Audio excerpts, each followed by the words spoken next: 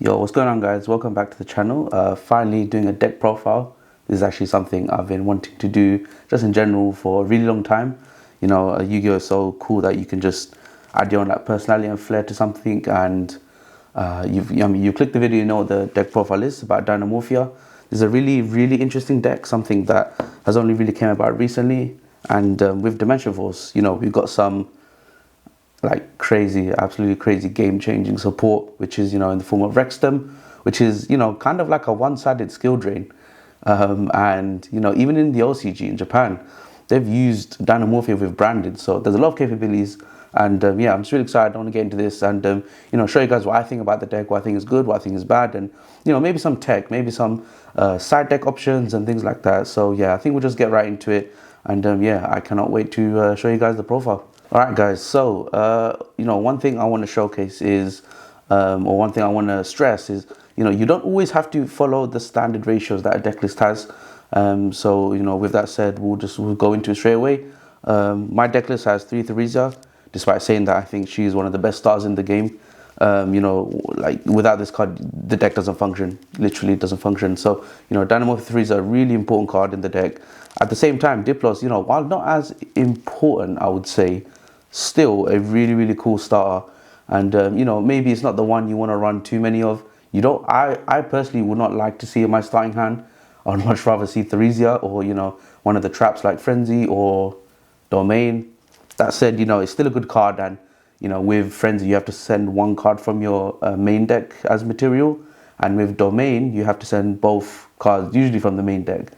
And to summon Kentrigina you need 2 different names. So yeah, Diplos super important. 2, I like to think 2 is a good ratio. Again, I don't want to open him, but I need to send him as material. So that's the Dinomorphia lineup. Okay, so moving on. I'm rocking 2 Lord of the Heavenly Prisons. I'm not playing 3. I think 3 is a bit exciting. Like, I think you're a bit too excited if you're running 3, if I'm being honest. Of course you want to see it. You want to protect your cards, right? But game 1, do you want to see as much? Probably not. People aren't going to side deck. They're not going to have their side deck ready when it comes to fighting against a trap-based deck. So, this card is insane. It protects against Twin Twister, protects against Feather Duster. It protects against Sword Sword Blackout, Baron's Pop Effect, Chimera, Guardian Chimera, of course. How could we forget him? So this card is really sick. One thing I'll say is maybe I'll talk about it more in the side deck, like elaborate more, but I tend to run 1 less. But one thing I do want to highlight about this card, which I think a lot of people may not know, or at least, when I play in locals, people don't realize, is if you set a spell or trap, right, like any spell or trap, let's say you set, just for example, you set Poly and then you activate Poly, you can actually special Lord. So it turns into a 3k beat stick. Obviously in this deck, it's all traps. So, for the most part, whatever spell you set is usually a quick play spell, or it's just a trap, which means you can't activate that turn. But the premise is, if my opponent activates a trap or whatever, I can just boom, bring him down, 3k beat stick, 3k defense as well, which is insane. Something I forget myself. So yeah, I think that's something people forget. You can literally just, old school beat down. It's like Ancient Golem, the Blue Eyes days. So yeah, that's like the main monster lineup. Now this next part, right, the meta is really interesting. It keeps changing. A lot of meta decks these days love to search, and I mean like really love to search. A lot of strong decks are running Brave. You got Plant Therion, Punk Therion. Literally any other deck that's not branded or maybe Sword Soul is running the Brave stuff. Troll will just destroy that whole deck. It'll destroy Brave, and they'll destroy the rest of the engine that would, search, assuming their Brave stuff goes off. But if you droll them, they're screwed. And I have resolved this, and I can say, like, when you resolve this, it's your turn. You just go back to your turn. It's crazy. So I like to think of this as a, Nib and Droll kind of serve a function where if you activate it, resolve it, you win the game. I haven't got Nib in the main, because obviously, going first, I'm assuming I win the die roll, right? And I go first and I set my traps. But, having a card like Droll is, no one will expect it. That's another thing as well about Droll, is no one will expect it. So yeah, that's my like secret, not really secret, but my sort of, flair added into the deck.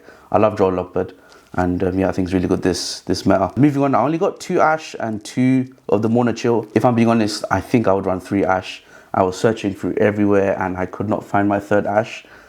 I don't know where it's gone. I know I have 3, I don't know where it's gone. I've checked everything. Round 2 is still just as good. This card, I almost feel like you have to run it at 2 or 3, because if you hit their branded fusion, right, which fuses from the deck, you make them pass the turn more or less most of the time. And against other decks, you hit E-Telly with this. You can hit the Griffin Search with Faithful. I think something people don't realize is just hit the Griffin Search, which is the part where, you know, they have to probably declare it. They want to search a monster that includes adventure in its name. That's what you negate, because they're obviously going to search Griffin. Just negate that, and you know, there's no Griffin ever. It won't come out. Mono Chill's a weird one, but I think it's really, really good. I think people have not caught onto this, which also, by this on a highlight, this art is insane. It's like a pool, right? Because this gold rare is like proper smooth. Obviously I've sleeved up so you can't get it, but yeah, I just want to quickly shout that out. I love this artwork, it's so sick. But yeah, with Ghost Spawner, you know, it hits Lubellion, it hits Albion, it can hit Mirror Jade, I guess. But really, you know, it's trying to hit Lubellion and Albion when they try to fusion summon, and no one's going to expect it, at least I think. Sure, you know, Branded Lost would not let this card resolve, and that's fine. The thing is, I wanted to run a level 3 Ghost Sister hand trap because I'm running a very unique card in the extra deck, which is an 11-star Synchro, Psychic and Punisher.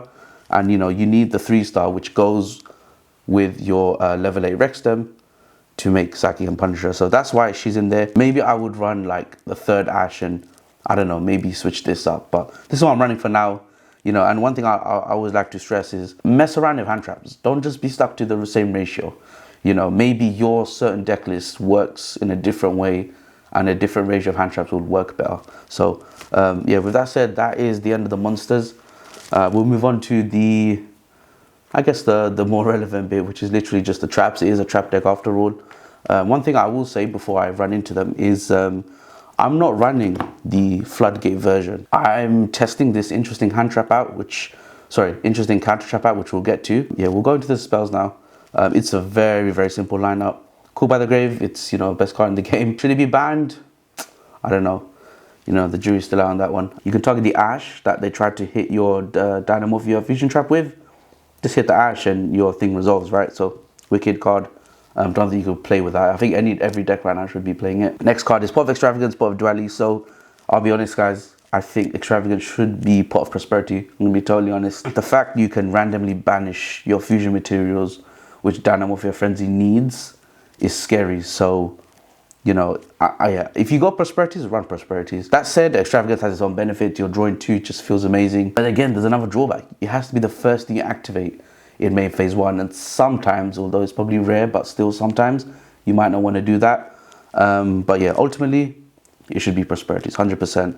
I think the fact you can just choose what to banish is just so key in a deck like this, where you really use your extra deck as fusion materials. Especially in the grind game, if you use Extravagance, I don't know, it's going to be tough. It's going to be tough. All right, moving on. And then, you know, Pot of Duality, this is such a staple in like sort of trap decks or like Floowandereeze, True Draco. It literally just looks at the top 3 cards of your deck and you get to pick one and add it to your hand. Yeah, just a really solid card overall, you know, can't complain. You've noticed I'm running 2-2 as the ratio. My deck list is not 40, it's actually like 45, so I don't know if I want to run more.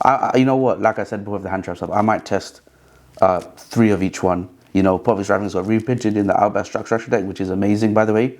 So you know what, hey, I might test out a 3rd copy now that I've got it.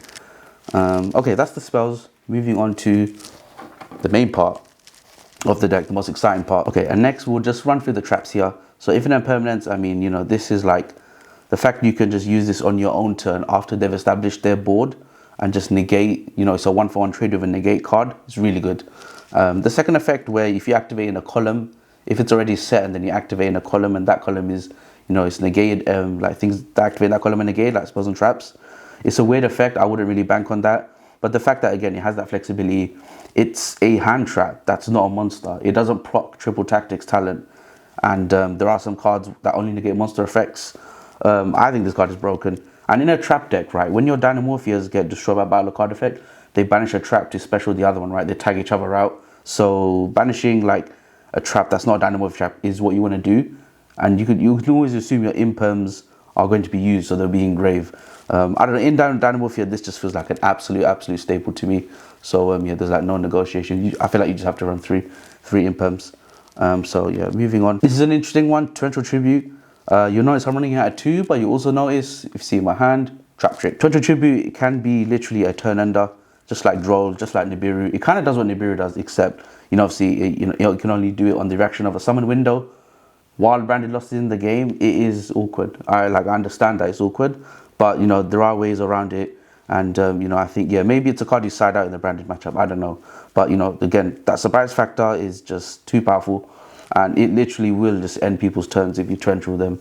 Especially playing against these like fragile combo decks. I won't say fragile because they play Brave, but playing against these combo decks like Sun Avalon, this will rip them apart. So yeah, awesome card. So with the introduction of Dinomorphia Frenzy, Trap Trick has become kind of like a mainstay in the deck. The fact you have, 3 copies of Theresia, 3 copies of Dinomorphia Frenzy, 3 copies of Dinomorphia Domain, having this just makes the deck incredibly consistent. Sure, it locks you into 1 trap for the rest of the turn, but I'm assuming that you would just activate the rest of your traps, and it's not the end of the world. I think that's, despite being a strange effect, I think it's extremely playable.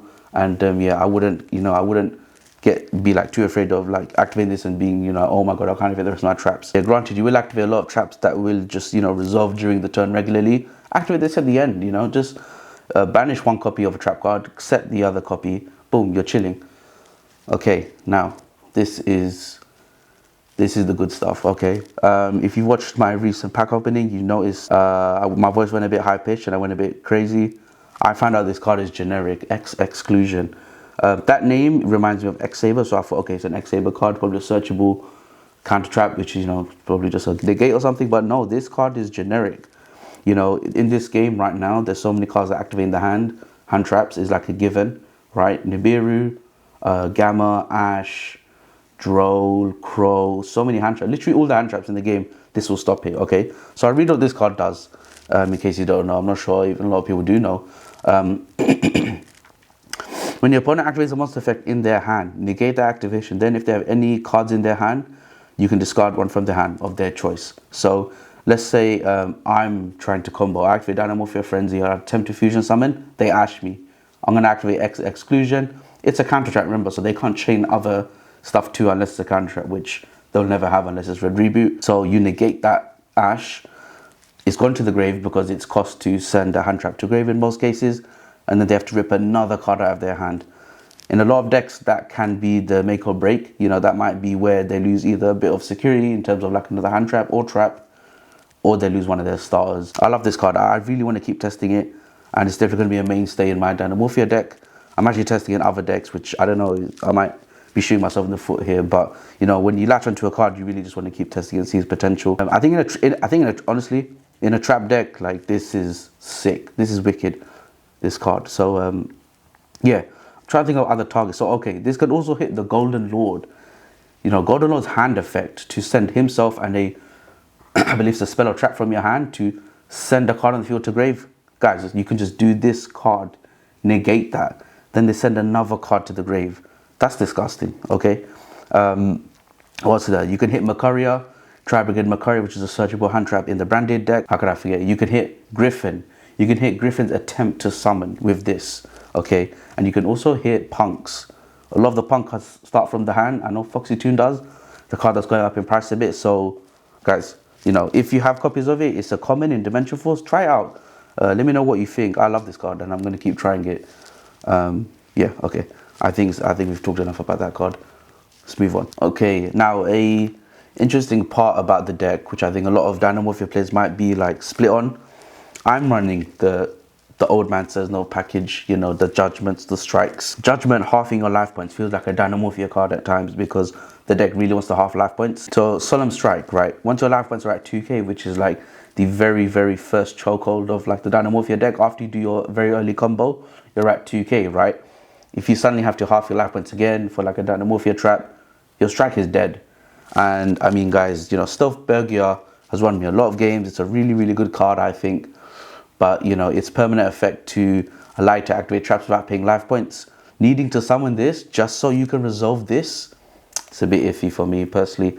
That said, it's incredible. This is the kind of card where I can imagine in game 2, your opponent goes first. Let's just say, for example, set this, set Skill Drain, set Torrential Tribute, activate this in response to a Baron negate, and their whole board is gone. So, personally, I don't think I'd ever take this ratio down. This card is very similar to X Exclusion, but Strike just has way too many capabilities. And you know what? The life point thing, you know, it's not the end of the world. There are times where it's very normal that you just resolve it and you just go about your day. But I've personally been in a situation where I can't activate Strike and it's just like, man, I wish this was a different card. So that's why it's at 2. Judgment is a staple in a hand trap. In a Dinomorphia deck, this is a Dinomorphia card. You gotta run it at 3.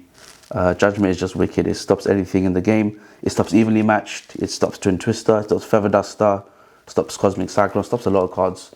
And it can stop some really good choke points where people are summoning boss monsters like Exceeds and Access Codes and things like that. So yeah, really, really good card. Okay, and moving on, we have Dinomorphia Alert. I wish I could run this at 2. I think I put it at 1 just because of space. Putting it at 2 means it's a trap trick target, sorry.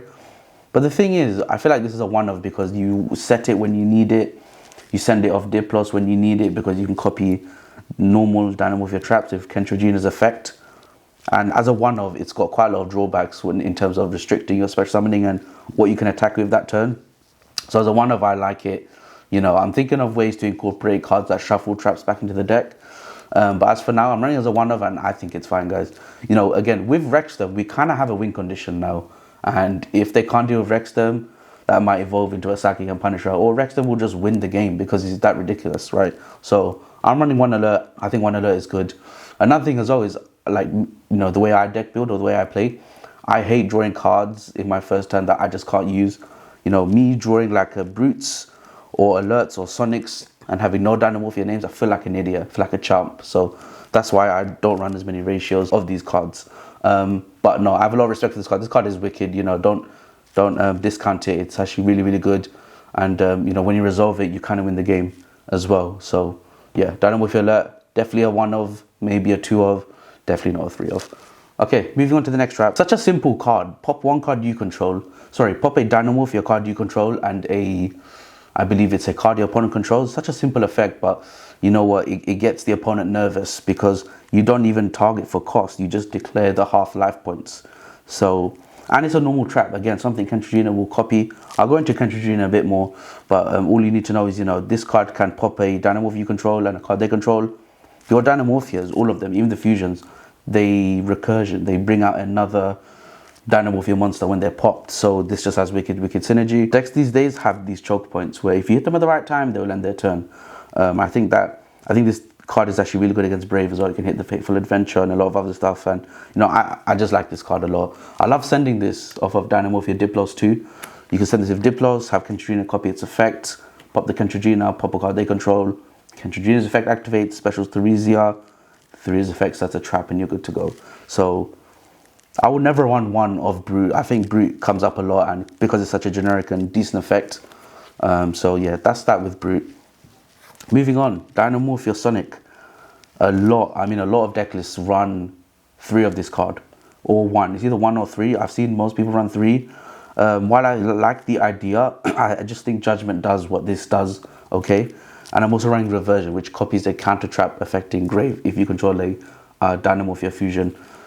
You know, again, that's the thing I was talking about earlier. I don't ever want to be in a situation where I'm drawing cards, I have no Dinomorphia names, and I have a Sonic and it's not doing anything. So I'm running 1. I think it's still powerful as a 1 of. You got to remember, Theresia can set any Dinomorphia trap. So, you know, if you've already done your combo, just set whatever trap you want. Set the 1 of Sonic, set the 1 of Alert, and you're good to go. So I'm just running 1 Alert. I might try 3, but you know, I don't really have the space, I think. So I probably won't. I'll just keep it at 1. And 1's been good for me. Moving on to the best card of the deck. We got this in Dimension Force, Dinomorphia Frenzy. So I really like this card for a lot of reasons, despite its drawbacks. But you know, one of them is you can fusion summon by sending 1 material from the extra deck and 1 material from your main deck. You know, that is a bit of deck thinning, but it's also, you know, Domain can be bricky because if you have materials in your deck, which definitely happens, it's a dead card, whereas this just sends the 1 material. Now having that 1 monster in grave is enough for like you to combo off. If your fusions get destroyed by card effect, they can special summon that 1 Theresia you send off of this. And yeah, this card is just wicked. Also, by the way, I don't know if you guys know, but this art references, I like to think, is Power Rangers Dino Thunder, just the art of it. So sick. And look, there is a third.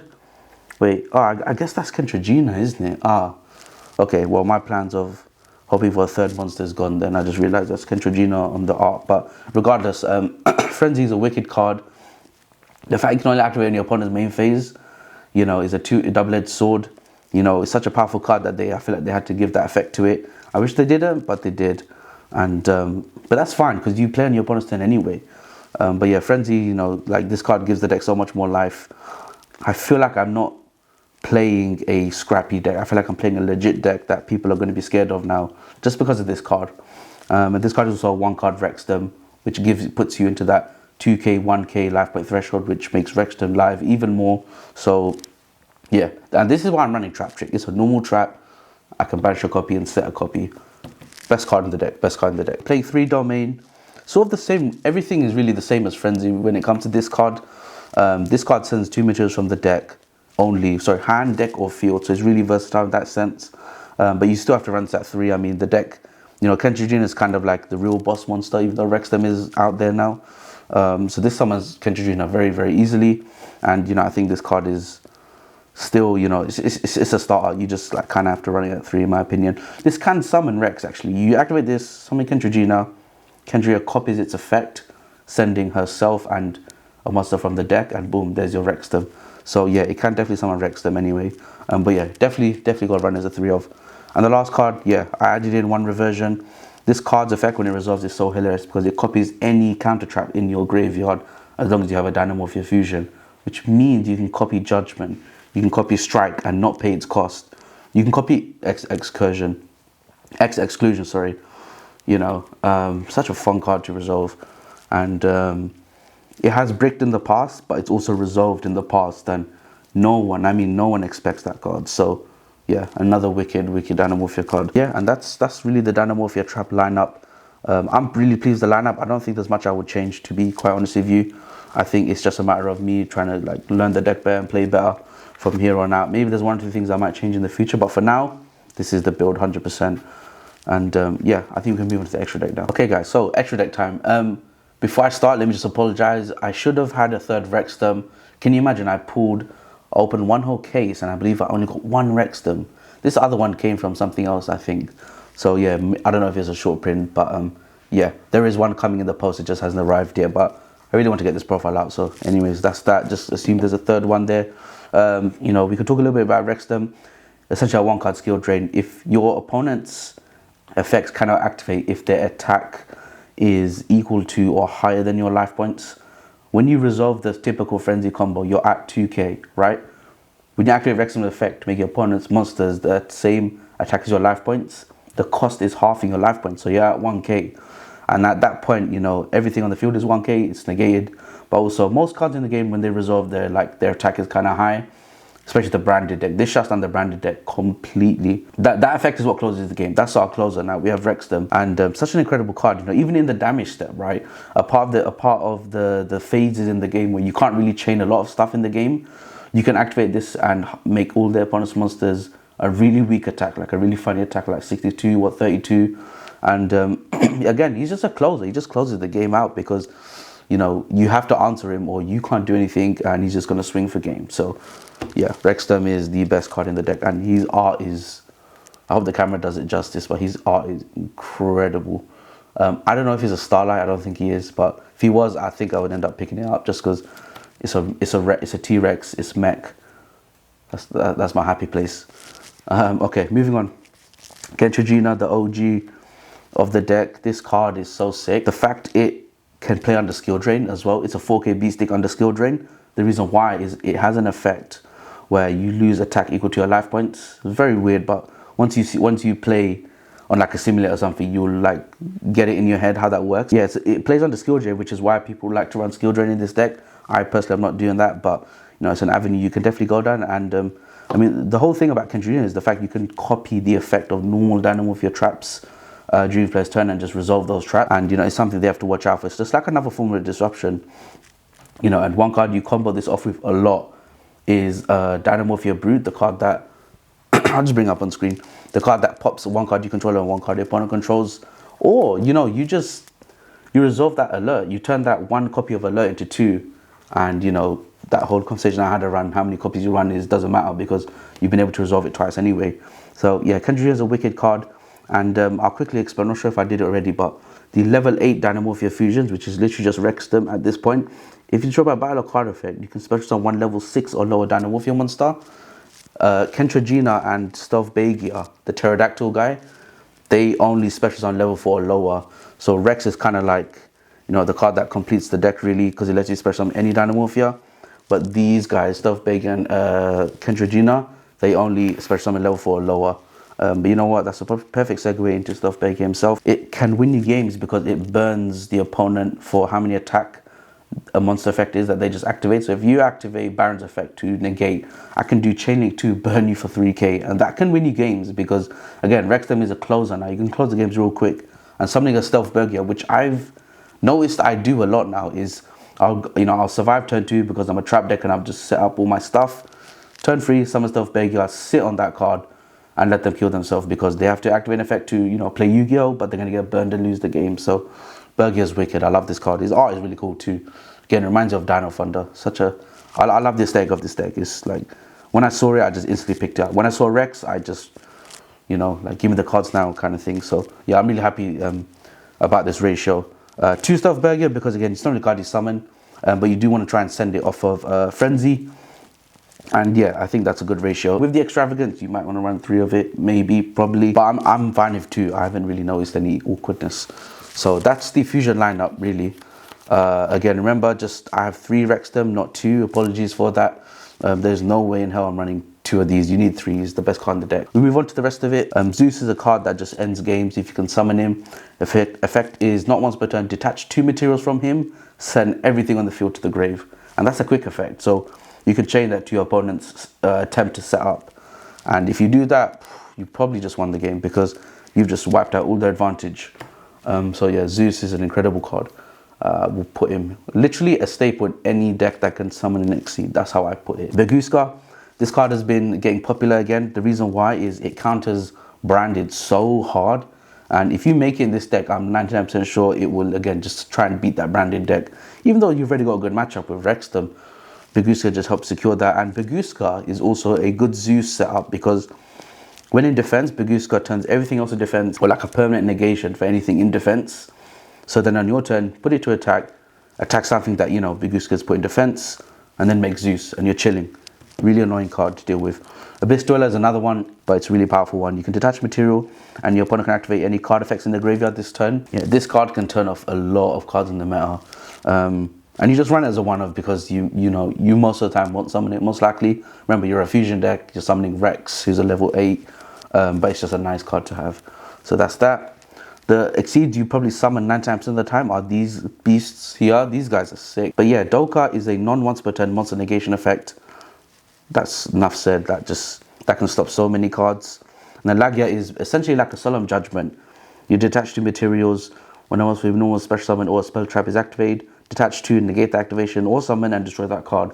Such a good card that you can just sit on. You know, again, it's like a judgment. It is, I think, pretty sure it is a judgment. It's like the same type of effect.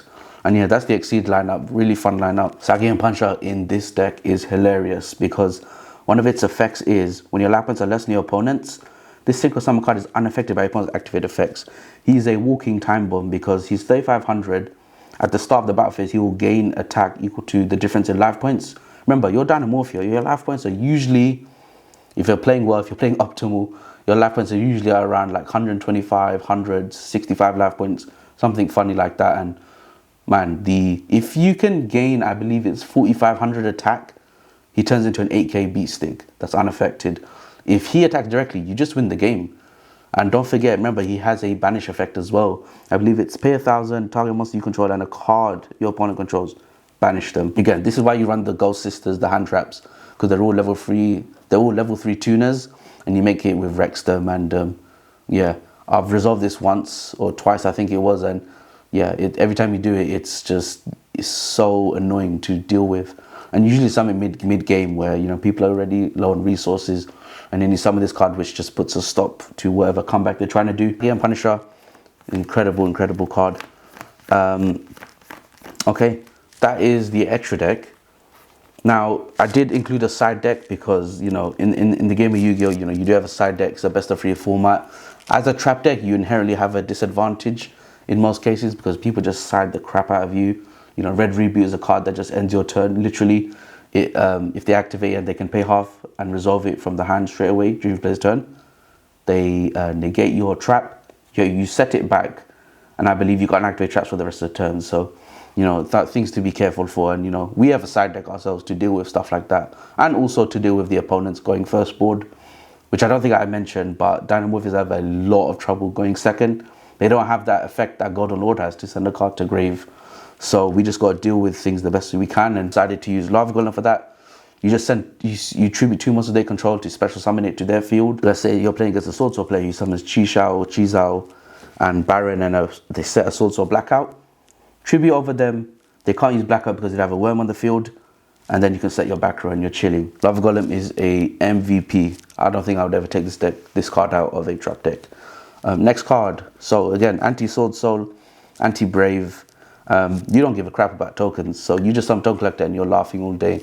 You're literally laughing like the guy on the card, which is hilarious. If you can resolve this against Sword Soul, they're gonna have a really tough time. Easily probably the most prominent deck right now. I think it's the most represented, weirdly enough, because it has a good matchup against Branded Despia. One thing you know is the more you play Yu-Gi-Oh! Is it turns into like a triangle, almost like Pokemon, where you do grass, water, and fire. So, you know, control, mid-range, and combo, they all have a place in the meta. And, you know, we just got to keep our side deck relevant. So that's why these cards are in there. Another card again, Dinomorphia have a terrible matchup going second. If they're going second, it's really bad. So just try your best deciding cards that break boards. The Abba structure deck gave us a really good repress, like Dark Ruler, more.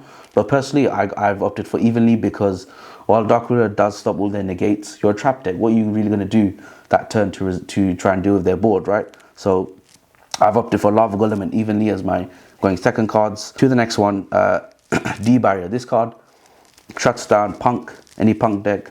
This card shuts down Sword Soul. This card shuts down Branded, just declare fusion. And again, we're playing Trap Trick, right? So I can tutor this out anytime I want, and I'm chilling. So, you know, D-Barrier is like such a useful card in this format. I don't think I'd ever take it out unless the format changes quite a lot, which I don't think it will, because again, in August, we're getting Power of the Elements, which means we're getting Splight, which is an Exceed deck. So yeah, that's that. Your trap deck, you don't care about activating your spells, let's be honest. Activate anti-spell on their draw phase and they're screaming because they can't do anything. If you're playing as Branded Despia, which is actually the deck I like play as my main deck, when my opponents resolve anti-spell, I'm pissed because I can't do anything. I can't activate Poly, Branded Fusion, my Brave cards are shut down. It's really, really tough. So, you know, anti-spell just shuts down a lot of cards in the meta right now. And yeah, if you have it, definitely put in your side. That is the side deck. You know, I know a lot of profiles don't really mention it, but I wanted to mention it. You know, maybe you're thinking of taking this deck to locals, and you know, I hope the profile gave some insight into how you play the deck a bit, what cards to look out for, how to build the deck. And yeah, one thing I'll stress, if you are really excited about Dinomorphia, is just be prepared to face some tough challenges when you're going second. You know, you might not always win the die roll, you might go second on that game one, and yeah, just expect some rough times. But you know, that's what our side deck is for. We get the board breakers out, and we'll try and our best to break their board. You can use hand traps, or you can just use cards like Lava Golem and Evenly. It's up to you. So yeah, that's the side deck. And yeah, I think we just go into the final bit before we close out the video. Okay guys, so that was the deck profile. I hope you guys enjoyed it. I hope you guys were able to find some things that maybe you forgot that you want to now incorporate into your own Dinomorphia deck. You know, there's a lot of ways we can use this deck. There's a lot of powerful floodgates, there's a lot of powerful counter traps and normal traps. And you know, I'd suggest you try and mess around with all of them and see what you like, what works for you, what works for your style of the deck. This is how I've decided to build the deck. I do plan to take it to locals, and I might take it to an event. Let's see. And you know, one thing as well, which I always like to say, is like, don't be afraid to mess around with the deck and try in a different engine. Turn it into an engine and use it in Branded if you have Branded. I think that's another very successful way of playing this deck. But yeah guys, that is hopefully the end of the video. Hopefully you guys enjoyed it. You know, if you liked the video, make sure to drop a like. If you want to just start a discussion in the comments, you know, what ratios did you find were odd? What ratios did you like? What did you learn? You know, let me know in the comments. You know, hopefully we can get a discussion going. I love to talk about this deck. I love to talk about Yu-Gi-Oh! I don't have an outro yet, so yeah, I will see you guys in the next video, which I think I'm planning to do a Synchro Storm unboxing, which guys watch out for. That is going to be an interesting video. Can we pull the Ghost Rare? Can we pull the Baron? Let's see. So stay tuned for that. And guys, that is me done for the video. Yeah, I'll see you guys later. Peace.